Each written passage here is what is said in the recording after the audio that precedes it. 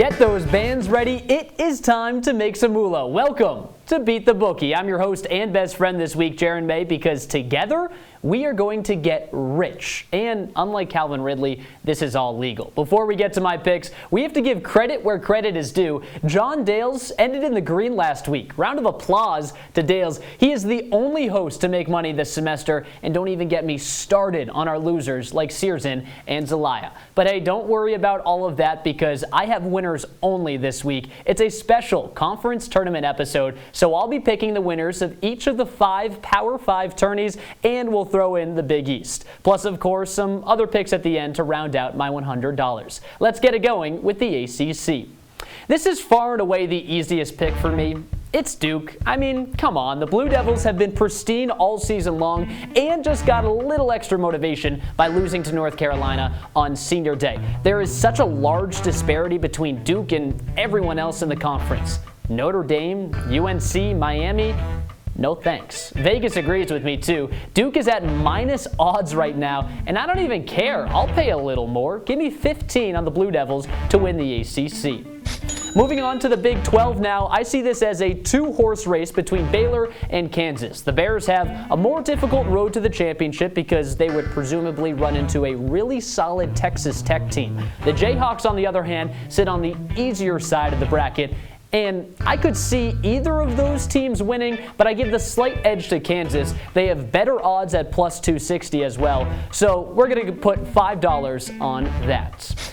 Here's where it gets a little more difficult. The Big Ten. There are 4 serious contenders in the conference, and the non-contenders are still perennial tournament goers, like Michigan, Michigan State, Indiana, the list goes on. With that being said, I have my eyes on Purdue, Illinois, and Iowa. Purdue has been the best team in the Big Ten all season, but has faltered a bit recently, ending the year with 2 losses in the final 3 games. Illinois has been good, but never shows up in the big moments. So give me Iowa and the best player in the entire country, yeah, I said it, Keegan Murray. This is also an odds play because both Purdue and Illinois are in the 200s, and you can get Iowa at plus 440, $5 to win 22. Sign me up. Let's go Hawkeyes. All right, Pac-12 time now. This one is just as easy as the ACC. Arizona is going to breeze through this tournament, and it's not even close. It's the Wildcats here in about 50 miles of dirt until we get to the next best team. Tommy Lloyd has 3 of the best 5 players in the conference and a top-tier offense and defense. Arizona won't have to face serious competition until the championship, so smooth sailing. I'm putting 15 down on Arizona at minus 140, and I'll give you a little hint. The Pac-12 isn't the only tournament the Wildcats will be winning in March. Eyeball emoji. All right, heading south to the SEC. I've been riding this team ever since I saw them in person in the Bahamas. Give me the Auburn Tigers. Jabari Smith is the real deal. Katie Johnson is a freak, and Walker Kessler blocks every single shot that enters the Western Hemisphere. Kentucky and Tennessee are options, but take my word for it, the Tigers are the best team in the conference, and you can get them at plus odds, $5 on Bruce Pearl's bunch. Our final conference is the Big East, and for that, we go to the favorite. Listen, I want to be fun, but this one's pretty clear. Villanova is going all the way. Providence is the luckiest team in the nation this year. UConn doesn't have the defense to hang with the Wildcats. And Nova has Colin freaking Gillespie. This one's easy. $10 on Villanova at plus 165. $55 down, 6 conference tournament winners picked. Now it's time to move on to some individual games. We start with my lock of the week, and I don't take the word lock lightly. You ready? Florida State plus 1 against Syracuse. This is actually free money. I don't understand what Vegas is thinking.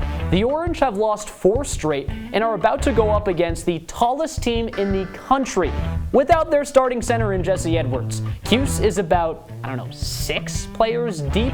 And they don't know how to close out games. So give me Matthew Cleveland and Florida State in an easy win. I'm going to up the ante. How about 15 Buckaroos?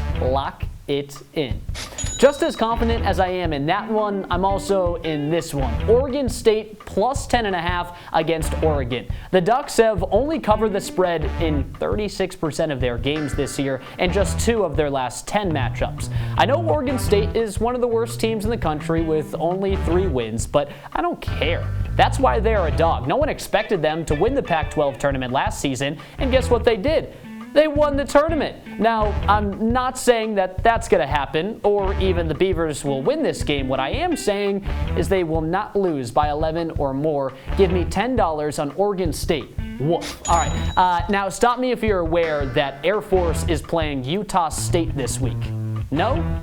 Perfect. That is why it's my game you've never heard of. In this one, don't expect a lot of offense. The Falcons play the 5th slowest tempo in college basketball, are dead last in points per game in the Mountain West, and have gone under the game total in 19 of 28 contests. The Aggies aren't too offensively gifted either. Earlier this season, Air Force and Utah State combined for only 96 points. Neither team touched the 50s. That is why I'm going to put $10 on the under of 128.5. $90 spent, only one more Alexander Hamilton to dole out, and it's my favorite. It's parlay time. 3 legs, $10. Let's go. We start with the over of 139 in the Rider versus Manhattan game. The Jaspers have hit the over in 67% of their games and have scored less than 70 points only 3 times this season. In both of those regular season matchups between these two, as you can guess, the over was hit. All right, leg dose. DePaul plus 5.5 against St. John's. The Blue Demons have won 3 of their last 4, including a win over the Johnnies, and they might not be victorious this time around, but they can cover the spread. Third and final leg is Northwestern, minus 5.5 versus Nebraska. The Wildcats beat the Cornhuskers twice already this season by an average margin of 18. Expect more of the same. Not sure why this line is so close. If we put $10 on that, we'll net a cool $60. There you go. That's $100 of purely accurate bets. To recap, I'm officially a Blue Devils, Jayhawks, Hawkeyes, Wildcats, Tigers, and Wildcats fan. Plus, there are some individual games that are sure to hit. Also, I don't know, and I don't forget about that parlay because rumor has it I'm the only one to hit a parlay in this show's history. That'll do it for a special conference tournament edition of Beat the Bookie. Thanks so much for tuning in. Jaron May signing off. Best of luck. Let's go get rich.